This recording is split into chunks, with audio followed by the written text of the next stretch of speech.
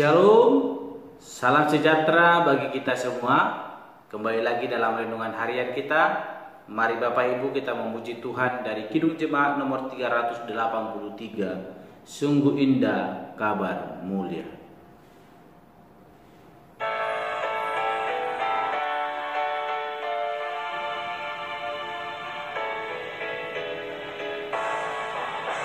Sungguh indah kabar mulia, hai percayalah, Yesus Kristus tak berubah selama-lamanya.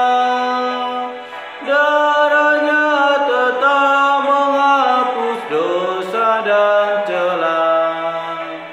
Ia hibur yang berduka, puji namanya. Baik kemarin, hari ini, selama-lamanya. Yesus Kristus tak berubah, puji namanya. Puji namanya. Puji namanya. Yesus Kristus tak berubah. Puji namanya. Amin. Mari Bapak Ibu kita membuka Alkitab kita dari kitab 1 Raja-Raja pasal yang ke-20. Dari kitab 1 Raja-Raja pasal yang ke-20 ayatnya yang ke-13 sampai dengan yang ke-21. Demikianlah firman Tuhan. Tetapi tiba tampillah seorang nabi kepada Ahab raja Israel serta berkata, beginilah firman Tuhan. Sudahkah kau lihat semua orang yang sangat ramai itu, bahwasannya pada hari ini aku akan menyerahkan mereka ke dalam tanganmu, supaya engkau tahu bahwa akulah Tuhan. Lalu bertanyalah Ahab, dengan bantuan siapa? Jawabnya, beginilah firman Tuhan, dengan bantuan orang-orang muda pengiring kepala daerah. Tanyanya pula, siapakah yang akan memulai perang? Jawabnya, engkau. Kemudian ia menghitung jumlah orang-orang muda pengiring kepala daerah itu. Ada 232 orang banyaknya. Dan sesudah mereka itu ia menghitung jumlah seluruh rakyat, yakni segenap orang Israel. Ada 7.000 orang banyaknya. Lalu mereka maju menyerang pada waktu tengah hari, sementara Ben-Hadad minum-minum sampai mabuk di pondoknya bersama dengan ke-32 raja yang membantunya. Ketika orang-orang muda pengiring kepala daerah itu maju menyerang lebih dahulu, maka Ben-Hadad menyuruh orang menyelidikinya, dan mereka memberitahukan kepadanya, demikian, ada orang-orang maju menyerang dari Samaria. Lalu katanya, entah mereka datang dengan maksud damai, entah dengan maksud perang, tangkaplah mereka hidup-hidup.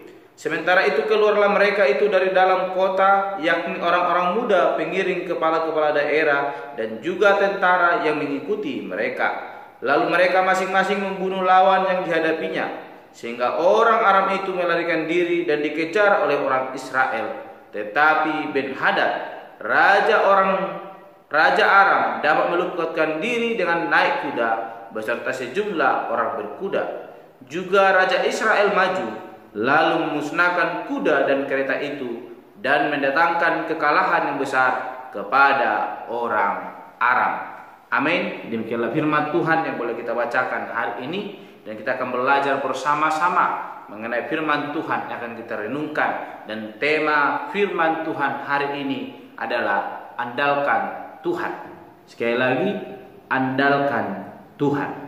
Bapak Ibu saudara yang terkasih, kita melihat bagaimana firman Tuhan yang telah kita renungkan ini, bagaimana seorang nabi Allah datang menemui Ahab.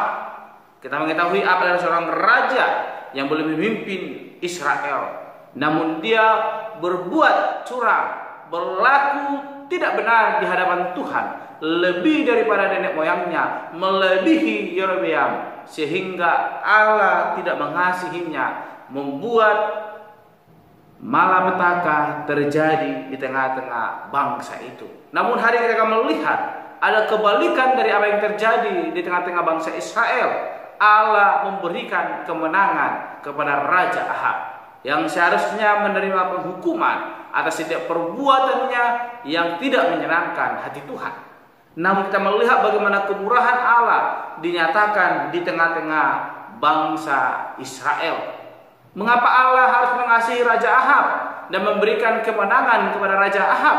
Kita telah sering merenungkan bahwa setiap orang yang percaya kepada Allah dan setelah itu berbuat curang kepada Allah, Allah akan mendatangkan penghukuman. Namun hari ini Ahab tidak mendapatkan penghukuman, namun mengalami kemenangan daripada lawan-lawannya, yaitu Raja Ben-Hadad, raja orang Aram yang telah menggempur mereka. Namun Allah memerintahkan seorang nabi menemui Raja Ahab, mengatakan akan terjadi suatu kemenangan di tengah-tengah orang Israel. Walaupun orang yang berperang hanya sekitar 7.300 lebih orang yang boleh berangkat. Kalau kita melihat tadi bahwa dikatakan Raja menghitung jumlah orang-orang muda pengiring kepala daerah itu ada 232 orang ditambah dengan 7.000 orang Israel, berarti totalnya hanya 7.232 orang. Banyaknya untuk menggempur orang-orang yang melakukan kejahatan kepada mereka yang sedang menghukum kerajaan mereka. Kalau kita melihat Raja Ben-Hadad sedang berpesta, mabuk-mabukan dengan ke-32 raja yang boleh mendukung Raja Ben-Hadad.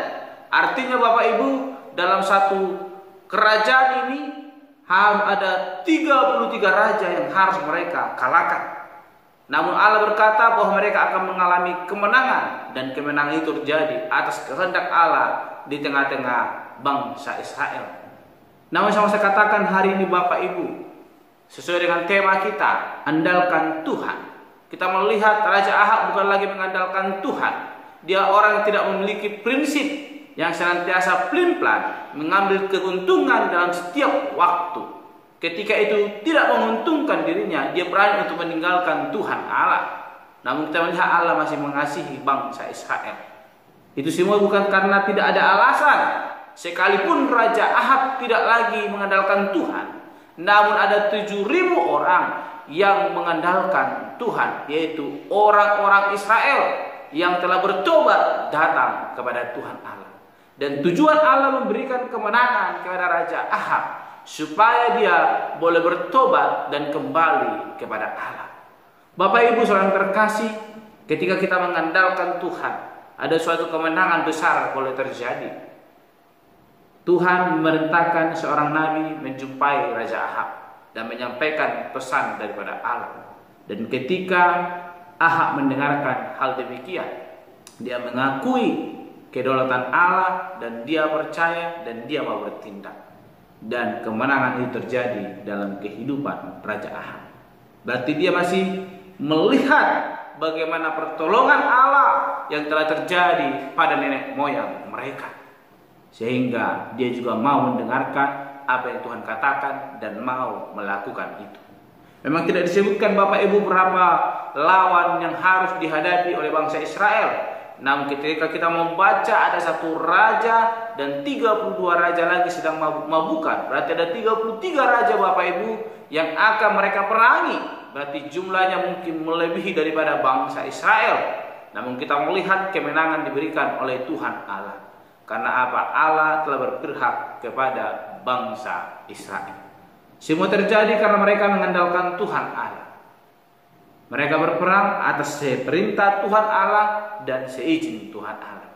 Sehingga semuanya boleh terjadi dalam hidup mereka. Mereka berkemenangan melawan Raja Ben-Hadad. Demikian dengan kehidupan kita hari ini Bapak Ibu. Mungkin kesulitan perekonomian, bahkan pekerjaan, bahkan keadaan keluarga mungkin yang sangat sukar. Mari tetap andalkan Tuhan. Maka Tuhan akan memberikan jalan keluar dalam hidup kita. Kadang kepenatan membuat kita frustasi dan lupa akan Tuhan. Tetapi Tuhan akan selalu membuka jalan dalam hidup kita. Ketika Tuhan telah membuka jalan, jangan pernah menutup pintu hati kita. Bukalah. Maka itu akan menjadi jalan terbaik bagi kita yang Tuhan sediakan, sehingga kita boleh berkemenangan di dalam hidup kita. Oleh karena itu Bapak yang terkasih, lewat renungan hari ini kita diajarkan untuk mengandalkan Tuhan Allah. Sekalipun Raja Ahab telah melupakan Tuhan, namun ketika Tuhan memerintahkan seorang nabi bertemu dengan Raja Ahab, dia mendengar apa yang dikatakan Tuhan dan melakukan itu. Jadi Bapak Ibu yang terkasih, dengar dan lakukan perintah Tuhan, maka kita akan berkemenangan. Tuhan akan memberkati hidup kita. Oleh karena itu tetap andalkan Tuhan apapun situasi yang boleh kita alami. Mari kita belajar dari kehidupan Raja Ahab. Bukan belajar dari hal yang tidak benar, namun kita belajar dari hal yang benar yang membawa dia di dalam kemenangan. Mari kita mengakui kedaulatan Tuhan dalam hidup kita. Raja Ahab telah melupakan itu, tidak mengakui lagi kedaulatan Allah dalam hidupnya, sehingga dia tidak mau menyembah Allah. Namun Allah berkata lain. Sekalipun Raja Ahab tidak mengenal Allah, namun ada bangsa yang ia pimpin yang mengenal Allah dan bertobat, dan Allah melihat itu. Demikian dengan hidup kita. Sekalipun mungkin ada banyak orang lain yang mau menjatuhkan kita, ketika kita mengandalkan Tuhan, sekalipun orang ini telah berusaha sekuat tenaga untuk menjatuhkan kita, ada Allah yang akan memimpin hidup kita, sehingga kita boleh berkemenangan di dalam Tuhan Allah. Oleh karena itu firman Tuhan ada berkata, andalkan Tuhan apapun situasi yang kita alami, maka Tuhan akan memberikan kemenangan dalam hidup kita. Lewat apa Bapak Ibu? Memiliki aksi nyata, yaitu melakukan kehendak Allah dalam hidup kita. Amin. Mari kita berdoa. Bapa Surgawi, terima kasih untuk perenungan hari ini yang boleh kami renungkan, yang boleh mengajarkan kami, boleh mengandalkan Tuhan Allah dalam setiap segi kehidupan kami. Sekalipun Tuhan Raja Ahab tidak lagi mengasihi Tuhan Allah, dia telah berpaling daripada Tuhan Allah. Namun Tuhan melihat hati orang Israel yang sungguh-sungguh telah bertobat dan mengandalkan Tuhan Allah, sehingga Tuhan Allah boleh memberikan kemenangan di tengah-tengah bangsa Israel melawan musuh-musuh yang menggempur mereka. Tuhan, ajar hidup kami juga mengandalkan Engkau apapun situasi yang kami alami. Biar kami belajar dari kehidupan Raja Ahab. Sekalipun Tuhan, dia tidak mengandalkan Tuhan, namun Tuhan masih mengasihi kehidupannya. Begitu berharganya hidup kami di hadapan-Mu.